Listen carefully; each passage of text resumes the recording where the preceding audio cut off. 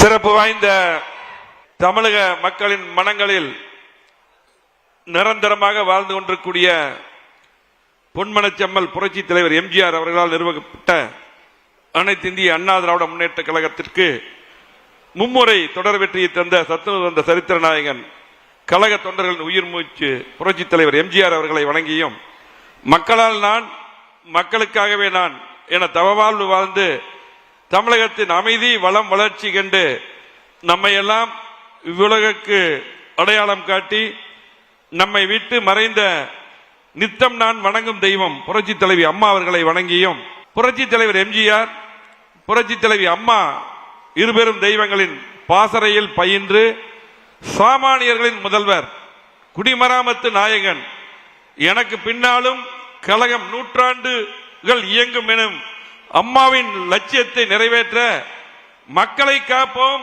தமிழகத்தை மீட்போம் என்று எழுச்சி பயணம் கண்டு இதுவரை 175 சட்டமன்ற தொகுதியில் மாபெரும் மக்கள் கடலில் வெற்றி பிரச்சாரம் முடித்த எதிரிகளின் சிம்ம சொப்பனம் தமிழகத்தின் விடிவெள்ளி நம்மில் ஒருவர் மக்கள் விரும்பும் முதல்வர் கழகத்துடைய பொதுச் செயலாளர் சட்டமன்ற எதிர்க்கட்சி தலைவர் புரட்சி தமிழர் வருங்கால முதலமைச்சர் மாண்புமிகு எடப்பாடியார் அவர்களை வணங்கியும்,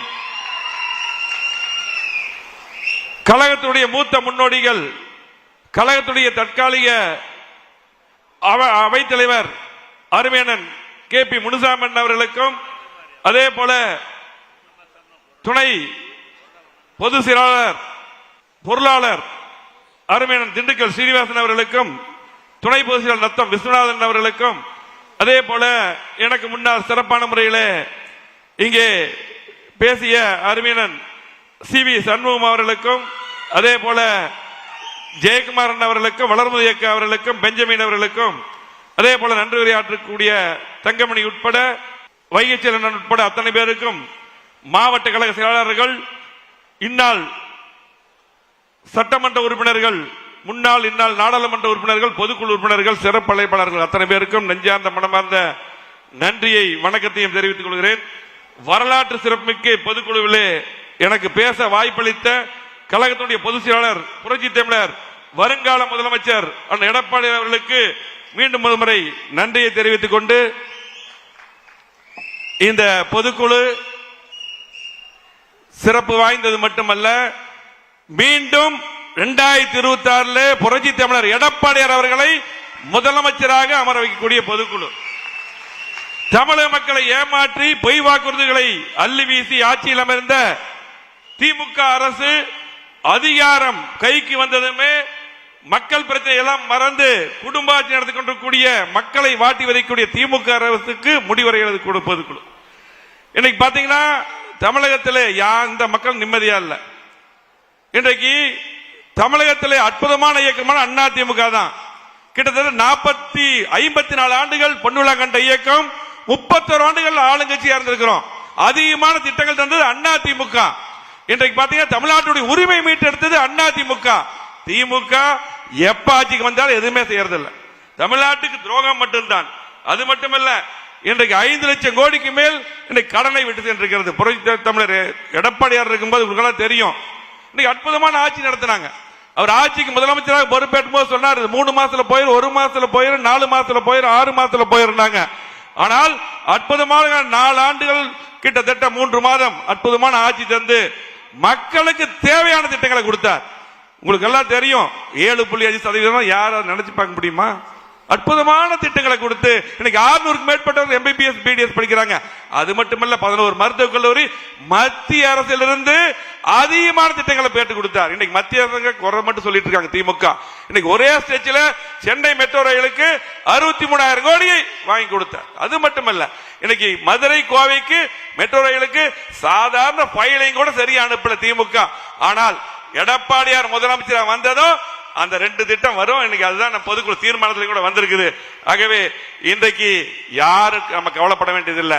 ஆனால் உறுதியாக எடப்பாடியார் முதலமைச்சராக வருவது உறுதி. நம்முடைய பணியை நாம் சிறப்பான முறையில் செய்ய வேண்டும். இங்க இருக்கிற நீங்க தான் இதுக்கு முன்னாடி புரட்சி தலைவர் எம்ஜிஆர் அவர்களையும் அம்மா அவர்களையும் முதலமைச்சராக உருவாக்கினீங்க. அதே போல இந்த 26 நமக்கு முக்கியமான தேர்தல். இங்க பாத்தீங்கன்னா திமுக எஸ்ஐஆர் எதுக்குன்னு சொல்லி போட்டு எல்லா வேலையும் பண்ணிட்டு இருக்கிறான்.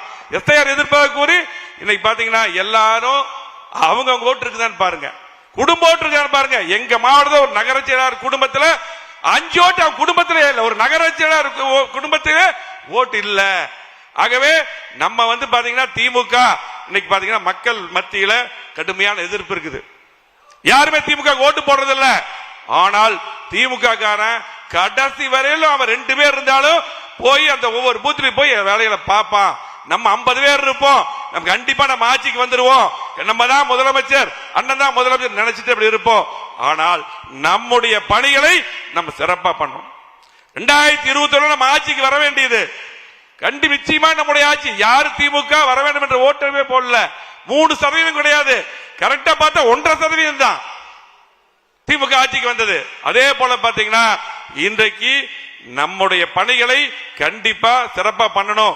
இந்த ஒரு மாதம் இந்த எஸ்ஐஆர் பண்ணி பாத்தீங்கன்னா இன்னைக்கு அந்த வரைவாக்காளர் பட்டியல் வந்து தெளிவா பார்த்து எல்லா ஓட்டுகள் நம்முடைய வாக்குகள், நம்ம குடும்ப வாக்குகள், நம்முடைய அண்ணா திமுக ஓட்டுகள், நம்ம ஓட்டு போட மக்களுடைய ஓட்டுகள், பொதுமக்கள் ஓட்டுகள் எல்லாம் நீங்க சரி பார்க்கணும். இது முக்கியமான பணி என்று சொல்லி நீங்க கண்டிப்பாக எதிர்பார்க்கக்கூடிய கூட்டணியை எடப்பாடியார் அமைப்பார். யாரு கவலைப்பட வேண்டியதில்லை. நீ பத்திரிகை ஊடகங்கள் சிவி சண்டன் தெளிவா பேசினார். பத்திரிகை ஊடகங்கள் நம்மளை பத்தி மட்டும் தான் பேசுவான். நம்மளை பத்தி பார்த்தா பேசினாதான் டிவி எல்லாரும் பார்ப்பாங்க. எல்லாருமே இன்னைக்கு அத்தனை பேருமே 4 பேருக்கு வந்து நம்மளை பத்தி பேசுவாங்க. அதெல்லாம் கவலைப்பட வேண்டியதில்லை. கண்டிப்பாக புறத்துறை அம்மா அவர்கள் நாங்கெல்லாம் சில டைம் போய் ஏதாவது பத்திரிகை வந்து சொன்னா இந்த பத்திரிகை படிக்கிறதுக்கு தான் உங்களுடைய அமைச்சரா போட்டணும்னு கேட்பாங்க. நீ போய் வேலை செய்யும்பாங்க. அதே போல நம்முடைய பணி கண்டிப்பாக அண்ணா திமுக ஆட்சி உறுதி. இன்னைக்கு எந்த மக்களும் இன்னைக்கு திமுக ஓட்டு போடுறதில்லை. தொழிலாளர்கள், தொழில் முதலீட்டாளர்கள், அதே போல திமுக எப்பவுமே ஓட்டு போட அரசு ஊழியர்கள் கூட இன்னைக்கு எதிர்பார்க்கிறாங்க. ஆகவே கண்டிப்பாக உறுதியாக எது நடக்கிறதோ இல்லையோ எடப்பாடியார் 2026 முதலமைச்சராக வருவார். அது மட்டுமல்ல, தமிழ்நாட்டுக்கு கிட்டத்தட்ட 4 வருடமாக எந்த திட்டமே கொடுக்கல. இன்னைக்கு சமீபத்தில் பாத்தீங்கன்னா கோவை மாவட்டத்தில் கிட்டத்தட்ட தமிழ்நாட்டிலே மிகப்பெரிய பாலத்தை கொடுத்தது எடப்பாடியார் அவர்கள். கிட்டத்தட்ட 1600 கோடிக்கு மேல கொடுத்தார். அந்த பாலத்தை அவங்க திறக்கிறாங்க. அத்தனை பாலங்கள், சாலைகள், கூட்டுக்குண்டு திட்டங்கள், அத்தனை திட்டங்களும் மிகப்பெரிய அளவிலே ஒரு சாமானிய முதலமைச்சராக, ஒரு விவசாய முதலமைச்சராக, எளிமையான தொண்டராக இருந்து ஒரு பொதுச் செயலாளராக முதலமைச்சராக வந்து அத்தனை திட்டங்களும் அத்தனை மாவட்டத்துக்கும் கோவை மாவட்டம் மட்டுமல்ல தமிழ்நாடு முழுவதும் அதிகமான திட்டங்கள் கொடுத்தது எடப்பாடியார் அவர்கள். அதை மக்கள் நினைத்து பார்த்துட்டு இருக்காங்க. திமுக ஆட்சியில் எதுவுமே செய்யல. அது மட்டுமல்ல, சட்ட ஒழுங்கு கேட்கவே வேண்டியதில்லை. எதுவுமே சரியில்லை. திமுக ஓட்டு போட மாட்டார்கள். ஆனால் தில்லு முள்ளு திமுக பண்ணுவோம். அதை சரி பண்ணக்கூடிய பணி இங்க இருக்கு. அத்தனை பேர் தமிழ்நாட்டுக்குடிய ஒன்றிய நகர பேரூராட்சியாளர்கள், பொதுக்குழு உறுப்பினர்கள், செயற்குழு உறுப்பினர்கள் எல்லாம் இருக்கீங்க. உங்க கையில தான் இருக்கு. இனிமேல் இந்த 100 நாட்கள் முழுமையாக நமக்கு தேர்தல் பணி மட்டும்தான். நமக்கு ஒரே ஒரு பணி, அனைவருடைய எண்ணமும் எடப்பாடியார் முதலமைச்சர் வரணும். அவர் வந்தா தான் இந்த கட்சிக்கு வாழ்வு, அத்தனை பேருக்கு வாழ்வு. ஆகவே இந்த சிறப்பான இந்த கூட்டத்துக்கு வந்திருக்கக்கூடிய அத்தனை பேரையும் வருக வருக வரவேற்றது மட்டுமல்ல, அனைவருக்கும் நன்றி கூறி இந்த சிறப்பான கூட்டத்துக்கு என்னை பேச அனுமதித்த அத்தனை பேருக்கு வாழ்த்துக்களை கூறி, பொதுச்செயலாளருக்கு வாழ்த்துக்களை கூறி, தமிழக மக்களுடைய எண்ண ஓட்டத்தை செயல்படுத்தும் வகையில் மக்கள் விரோத விடியா திமுக அரசை அடியோடு வீழ்த்தி குடும்ப ஆட்சிக்கு முற்றுப்புள்ளி வைத்து மாண்புமிகு கழக பொதுச் செயலாளர் எடப்பாடி அவர்களின் தலைமையில் அம்மாவின் பொற்கால ஆட்சி அமையும் என்பதை உறுதி, எடப்பாடி அவர்கள் முதல்வராவது உறுதி என்று கூறி இந்த சிறப்பான வாய்ப்பை அத்தனை பேருக்கு நன்றி கூறி விடைபெறுகிறேன். நன்றி, வணக்கம்.